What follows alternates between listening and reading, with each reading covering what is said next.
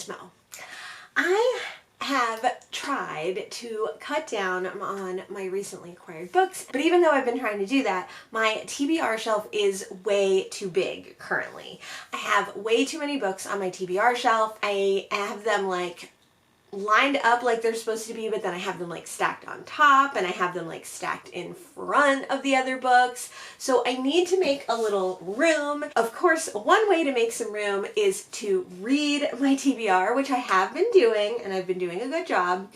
But the other way is to move some books off my TBR that I'm really not going to read anytime soon. I decided that I'm going to take all of my Agatha Christie books that I've been collecting off of my TBR shelf. I want to read all of Agatha Christie's books at some point, and I am working my way through the Miss Marple series, but I'm listening to those on audio, and I'm not planning on reading any other Agatha Christie until I'm finished with the Miss Marple series. So I don't really need all of the Agatha Christie paperbacks that I've been collecting on my TBR shelf.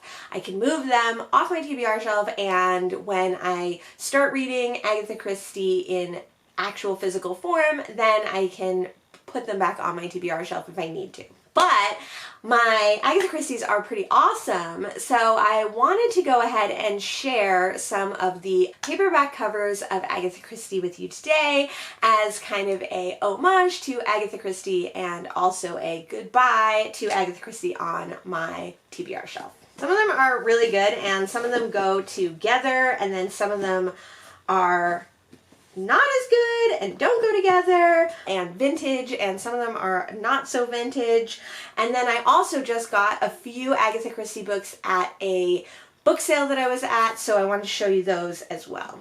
Let's start with short story collection. This is Agatha Christie, The Underdog and Agatha Christie, The Underdog and Other Stories. This one is actually from the Brooklyn Public Library, and I kind of stole this book from the library. So I took it out when I was working in the main branch of the Brooklyn Public Library, and then I never read it, and then I couldn't find it, so I actually had to buy this book back for the library. It was like 15 bucks, whatever the cover price is, but it is my most modern Agatha Christie book.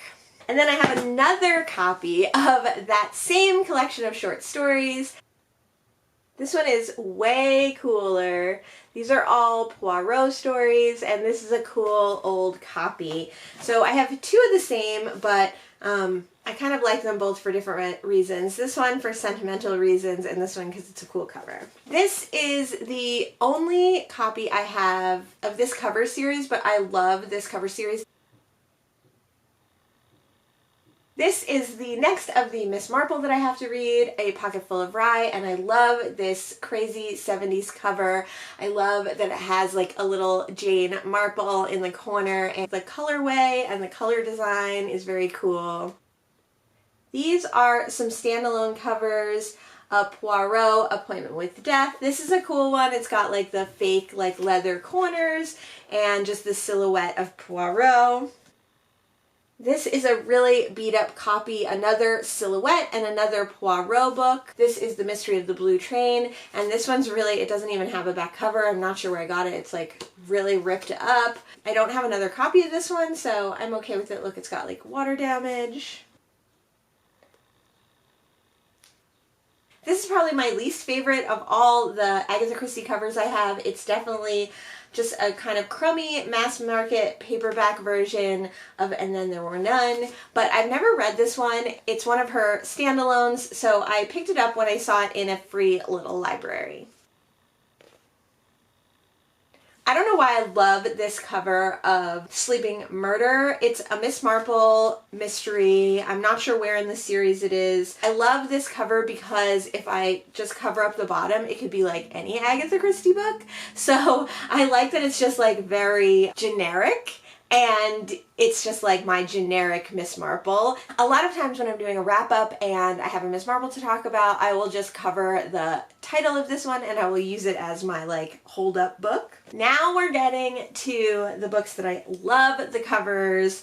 I do really like this generic one. I think most of these I've shown in other videos, but these two go together and I love the cover design for these. I love the sweeping text and the small picture.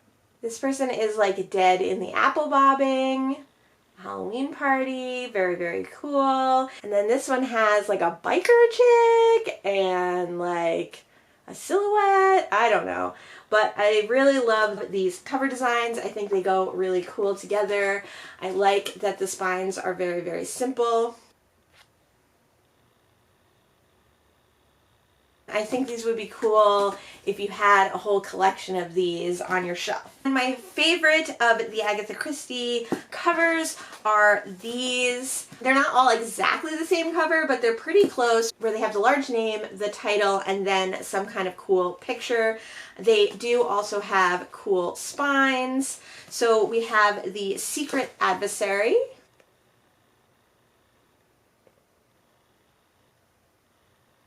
This picture is like a photograph and an acorn and a gun. We have the Postern of Fate,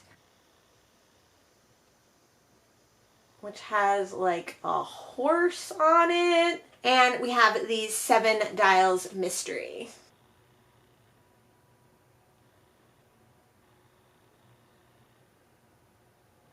This picture is probably my favorite. It has like a clock, a pill bottle with powder in it, a gun, and a handkerchief, and the handkerchief says 7 dials. So this might be a standalone, or it could be Tommy and Tuppence, I'm not sure, but I really love this cover. Recently, I got 3 new Agatha Christie's. I got this Agatha Christie book, which is actually her autobiography and has a photo of her on the cover. It's really huge, and I don't know why, but it weighs like, it's like a brick. It weighs like a ton. It has some photographs inside. It is a nonfiction autobiography of her. Oh my god, here's a dog.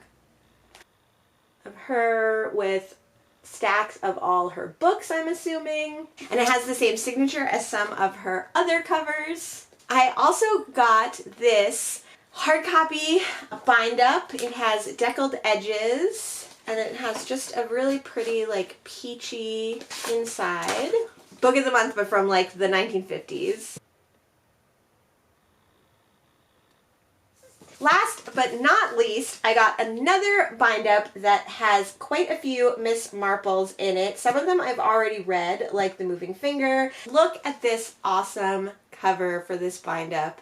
So 70s, so great. Love the stark black and then the pastel rainbow colors. This one also has like semi-deckled edges, and then it's just like a big old book collected of her works, and it's a similar colorway to the inside of this one, which is cool. This one's like kind of a beast to read. I'm glad that I have a lot of these in other editions. Kind of the same with this one. This one's a little bit more reasonable, but I'm glad that I have some of these in other editions. Oops, I found one more paperback that didn't make it into the original video. This is Murder at Hazelmoor. I've never heard of this one, but it has kind of an amazing cover with skis and gloves and a gun. Those are all my Miss Marple books that I have. I will be taking them off my TBR shelf, and I'll probably just be putting them on my red shelf for now. I'm running out of space on my red shelf too, but I have some ideas for moving comics off my red shelf and putting them in this room actually. I definitely am still going to continue listening to the Miss Marple books online, and I'm still going to work my way through all of Agatha Christie's canon at some point. Let me know if you have a favorite out of these cool paperback covers. Let me know if you have a favorite version of Agatha Christie's books so that I can keep an eye out for them. Let me know what your favorite Agatha Christie book is, and I'll see you in the next one. Thanks so much. Bye.